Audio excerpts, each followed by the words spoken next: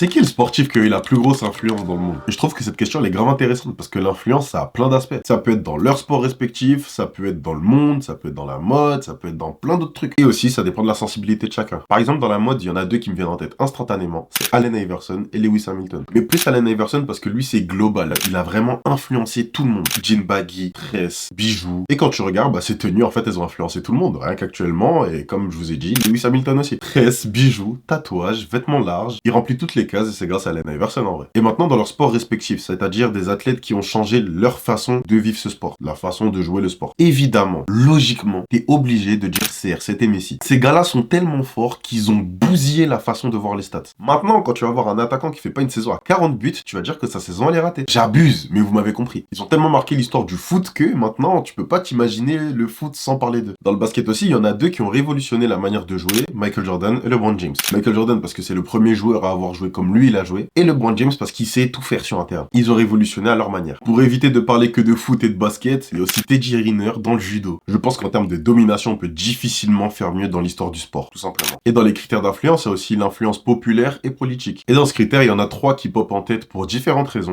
Zidane, Drogba et George Weah. George Weah, premier et seul africain de l'histoire à avoir remporté le Ballon d'Or et qui a été président de son pays. Drogba parce que son influence et son aura en tant que légende incontestée de son pays a réussi à faire arrêter une guerre civile. Et Zidane parce que le temps d'un moment, il a réussi à faire effacer la haine des Arabes dans toute la France et ça c'est très très fort. Je vous dis la vérité, si Zidane il se présente aux élections présidentielles, il y a moyen il gagne. Et il y a aussi l'influence la plus importante, l'influence qu'ils ont auprès de nous. C'est-à-dire la manière dont on les perçoit et la manière dont ils nous donnent envie de faire du sport. Et ça aussi, ça dépend des gens. Par exemple, moi je fais du basket, j'ai commencé à faire du basket en regardant LeBron James, mais je suis tombé amoureux du basket grâce à Allen Iverson. Parce qu'il fait ma taille, parce qu'on se reconnaît en lui, et parce que son style me donnait envie de faire comme lui. Il y en a qui auront envie de commencer le foot parce que Messi c'est un magicien, ou parce que Griezmann les a fait kiffer pendant l'Euro 2016, et il y en a qui auront envie d'être champion du monde de boxe en regardant Mike Tyson ou Mohamed Ali. Mais pour moi, le sportif le plus influent de tous les temps, et qui est pour moi le plus grand sportif de tous les temps, c'est sans hésiter Mohamed Ali. Boxeur multi-champion du monde, issu des minorités, qui était influent autant politiquement que dans le sport. Son style est connu de tous, son engagement politique est connu de tous, toutes ses interventions à la télé par rapport à la guerre au Vietnam, par rapport à la traite des musulmans aux États-Unis, par rapport aux Afro-Américains, ça fait que c'est une icône sur et en dehors du ring. Et ça fait quasiment 10 ans qu'il est mort, mais on le retient toujours, parce que c'était plus qu'un sportif. Mais bref, dites-moi dans les commentaires c'est qui pour vous le sportif le plus influent de l'histoire.